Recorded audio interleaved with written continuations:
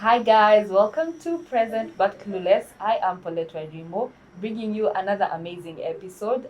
So I hope you've been keeping with our episodes. Last time we were talking about fitness and food. So today we're going to sum it all up by talking about health and wellness.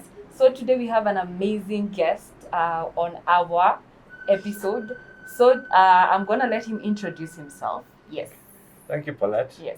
I'm glad to be on the show. Welcome, Doctor. My name is Dr. Kigen Bartilol. I'm a consultant obstetrician gynecologist and also a reproductive health specialist. Yeah. I'm based at Benami Medical Center in Upper Hill, where we offer a range of specialist services, including pediatrics, surgery, and internal medicine. Okay. Thank you. Okay, that's amazing. That's amazing, Dr. So let's just get straight into it. I just wanted to ask, what is being healthy? Being healthy is it's difficult to say what being healthy is. Yeah. But there's a definition by WHO. World Health Organization says health is not just the absence of disease. We all look for diseases. Yeah. Not just the absence of disease, but emotional, social, and economical well-being is what is determined as a healthy person. Yes. Okay. That is nice. So you're a gynecologist. You specialize in reproductive health. Yes. Would you mind just telling us about reproductive health, more on that? Reproductive health is health that is related to reproductive health and its systems and processes, yes, which is quite wide. When we talk about reproductive health, we're talking about both. For the simple way, we both have what we call obstetrics, where we're dealing with pregnancy, then gynecology, when you're dealing with somebody who is not pregnant but has issues, including either disease or just general checkup. Okay. So that's basically what we're talking about in terms of reproductive health. Okay, so you've mentioned pregnancy. So there has been a really, really high rise in teenage pregnancies. What do you think about that? Yeah, I think over the last, probably the last 5-10 years, people have been talking about an increase in what you call adolescent rates of pregnancy. Yeah. And these are many factors that contribute to it. We just don't want to say one factor. We talk about issues of one that comes in, and most everybody says the first thing is keeping children in school. Let them be in school, let them be able to grow their potential. When outside school, there are many other issues. Yeah. They will get pregnant. Like now, this is a COVID time. Yeah. Children are at home. Yeah. Are we able to monitor them and see that they're doing the right thing? In school, at least they're able to be monitored. Yeah. That may not stop the pregnancy, but it definitely reduces the pregnancy. Two, we talk about poverty. We find that most of the pregnancy are among the poor people. So we need to really and economically enable the adolescents and the youth to be able to live their full life. But when they are poor, then the pregnancies tend to be high. So with this and through many initiatives, the government has come up with a few policies to try and see how we can address this. We have, in terms of ourselves, we have the Adolescent Reproductive Health Policy, which was developed by the Ministry of Health. It tells us what kind of reproductive health do we give to the youth. I know when you talk about youth and reproductive health and sexuality and sexual education, everybody is shaky. Yes. It's not really something that we can say that will be done by maybe the medics. It's not a medic thing. Yes. It's what we do at home, what the teachers do in terms of when they are discussing about reproductive health. What do parents do? What do the church do? What do the community do? And what do ourselves as doctors or medical providers provide our services in terms of adolescent reproductive health? Many things have come up. I've been in the reproductive health system for quite some time. We initially were talking about youth-friendly services, whereby what kind of youth-friendly services do we give to the youth? See, the youth may come and they have issues of reproductive health. Do they sit in the same line with the other adults, or do they go to their own corner and have their education on that side? So those are things that we have discussed over time, and that's where the policy came in. Okay. Yes. Okay, so if I am a parent out there or someone who wants to get hold of these policies, how can they get hold of them? The policies are there. Yeah. They're actually on the Ministry of Health website. Okay. If you're able to go there, you'll be able to get the policies. Almost all the policies are there. Okay. Yes. And you've talked about sex education. So I have this question. Mm-hmm. Are you an advocate of sex education, especially in schools? What we are talking about is not just sex education. Yeah. It's appropriate, what do you call it, age appropriate reproductive health or sexual education. The education I'd give a 16-year-old is different from what I'll tell a 11-year-old. Yeah. It's different from what I'll tell a 24-year-old. That's what is captured in that policy. Okay. So for like me, if a 12-year-old comes here, most people will be concerned. Yeah. We need to discuss to her about periods coming. She's now getting to menarche, where the first period will come. Those are things that we discussed. It's not many a time that I've come with mothers have come to the clinic here, shocked. They look more shocked than you. But the girl is bleeding. Yet we need to scan. So that's the kind of education we need to really give to that age group that's coming in. Mothers need to know what to tell their children, how to respect it, and what's going on.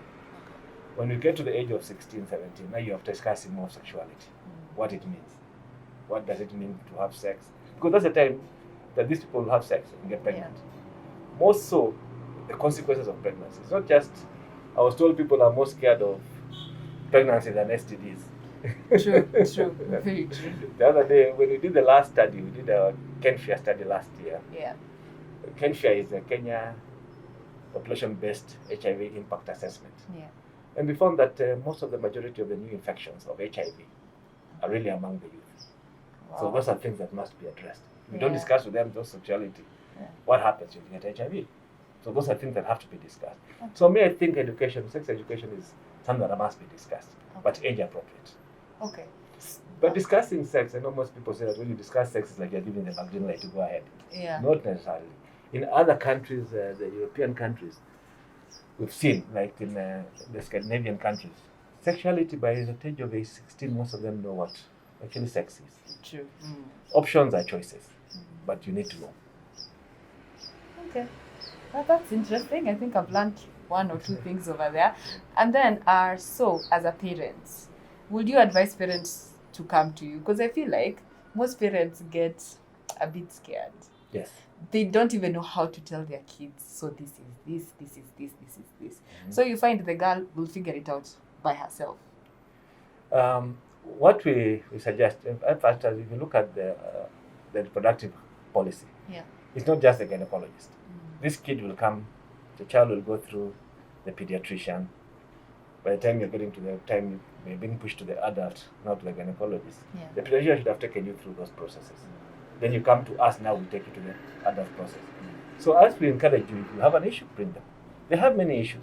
We talk about reproductive health among the youth. We have talked about pregnancy, yes.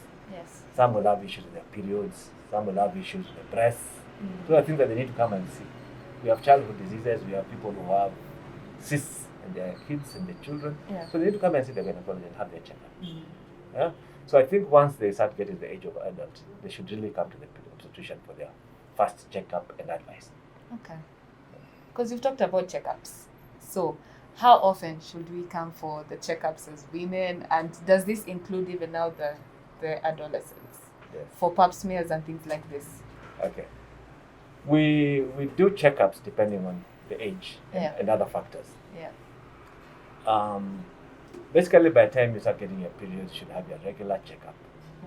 Okay. Either by the pediatrician or you come to the physician or the obstetrician as the age appropriate time comes.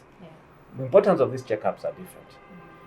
One, we just need to check if you have, that's called what we call it well-being. It's a wellness clinic. It's not a disease clinic. You just come in, we check if everything is fine. Pap smears we don't do to anybody who's not sexually active, because a virgin will not do a pap smear. But once you're sexually active, your pap smear should be done every 3 years, as long as it's fine. So every 3 years you come for your pap smear. The other checkups that we also want to do, more so, let's go through the ages. When you're young, you should have your checkup every 2. Actually, you should have an annual checkup. But the annual checkup varies. Below 40, there's something that I done. We'll have your normal examination. They may do a pelvic scan, urine, sugar, and check your blood pressures. Over 40, now this is a risky time, because now that's when most of the life diseases come in. Yeah. the cancers, Yeah. you have the ovarian tumors. Yeah. So this one you need to come in almost every year for at least your full checkup. Okay. What we call well-woman tests, Yeah. whereby we'll be able to do breast examination, we'll do pelvic examination, Yeah. We'll do your sugars, we'll do your blood pressures, we'll do your appropriate blood tests that are required for you, Yeah. tumor markers. So that should be done actually yearly after the age of 40. Yeah. Okay?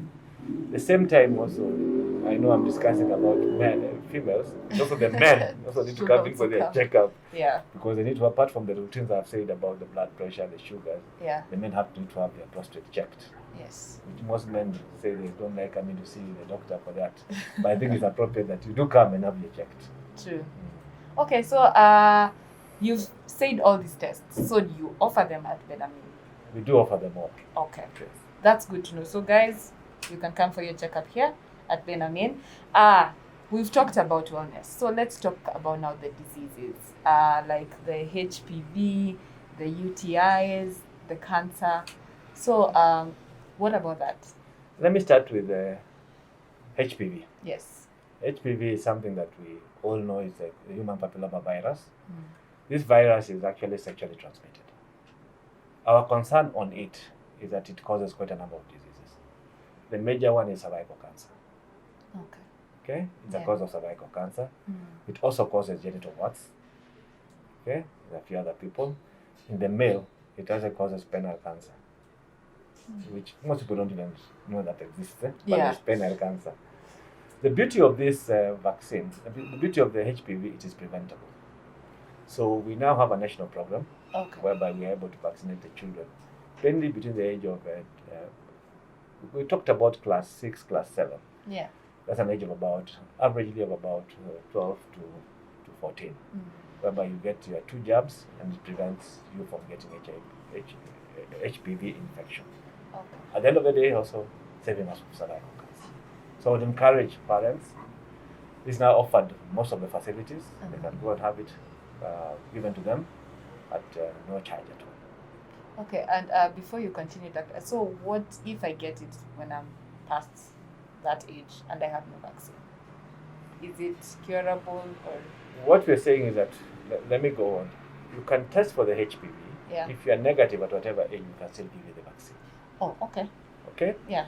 If it is positive and we know that you have HPV positivity, what now it requires is routine testing of the cervical cancer by having your pap smears. Yeah. So that if you do get infection and we catch you before it becomes actually full stage cervical cancer, we have what we call the pre-malignant, before the malignancy. Okay? So if you get it before then, we are able to treat, actually fully treat. Okay. So that's why we're encouraging people to do their pap smears and have it checked. Okay. And I will come to things like side effects of P2s, UTIs, because these are the things the teenagers are using. These are the things that every person is using, every woman. So so what are the side effects of these things? I'll start with the P2. Yes. Called morning after. Yes. I was told the other day that there are 2 drugs that change. On Friday we have the blue pills that is sold more. On Sundays is the P2. Morning after. Yeah. The morning after is a high level progesterone contraceptive. Okay. It's an emergency contraceptive. Yes. So I assume an emergency is an emergency. Yes. I don't know what an emergency is in your words, but an emergency is an emergency. Yes.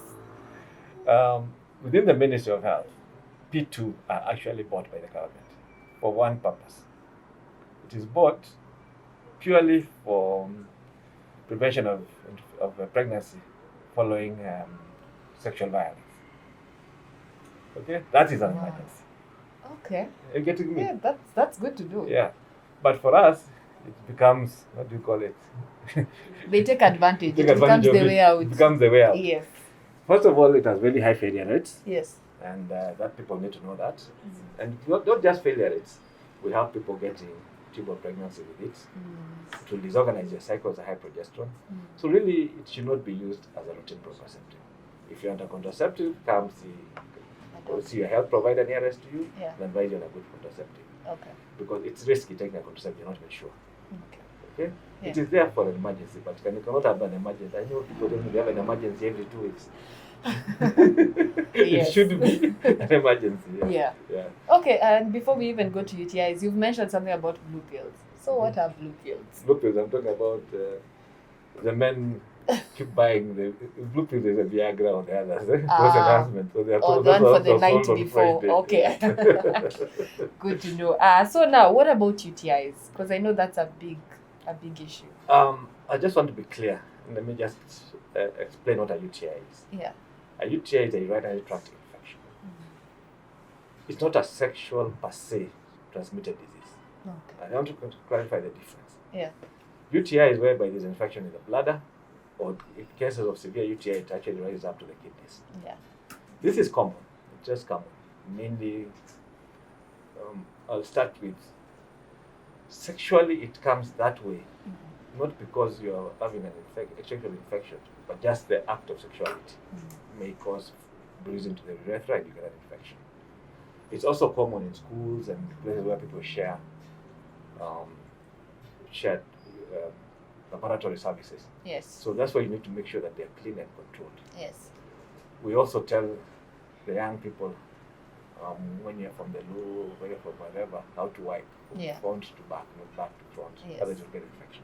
So basically it's an hygiene thing more so than any other thing. But it's not a sexually transmitted infection. Okay, I think we've had a lot, and Daktari, I think my last question would be, what are the do's and the don'ts of reproductive health for men and for women? One is to understand your body. Yeah. This is your body. You want to keep it well. You want to protect it. Yeah. If you're a 20-year-old, you're looking at your reproductive health forward. Yeah. So there are some things that we're telling you. Stay healthy. Do your exercise. Okay? Avoid what we always said. Avoid cigarettes, avoid using drugs. Yeah. Do your normal routine exercises. That keeps your body healthy. Same to the men. Yes. It's not just one side. Yes. It's both sides. Okay. Just to keep well. And that's what we talk about wellness. Make sure you eat healthy. Okay? Have socialize healthily. Yes. Not unhealthily. Yeah. Be mentally well. Yes. Yes. Yeah. And if possible, economically also fine. Okay. That's So good. that's what you're talking about health. Okay. Where you That's can be able to smile, talk to people, and you're happy. Yes, that's very important. As in, thank you, Daktari. That was very informative. And guys, he's at Ben Amin. We'll give more information down there about Ben Amin. So, Daktari, any parting shot? In terms of health begins with you. We are in abnormal times because of COVID. And COVID is real. So I'd advise people to, one, wear your mask to keep social distancing, sanitize, wash your hands. But if you have any issues of health, please seek medical advice. We don't want you to be at home scared of seeking medical advice and you do have other things other than COVID. So please make sure that you actually seek medical advice. I also want to talk about health and well-being. This is absence of disease. Please eat well, exercise well, be mentally stable, and also socialize healthily. Thank you, guys. You've heard from Daktari. Let's take all the measures we've been told about COVID. And so remember to share, to comment, and to subscribe, and hit the notification bell, guys. Thank you so much. This was amazing. Thank you, Daktari. Thank you very much. It was an honor. It's Thank a you, pleasure guys. too. Bye, guys. Thanks.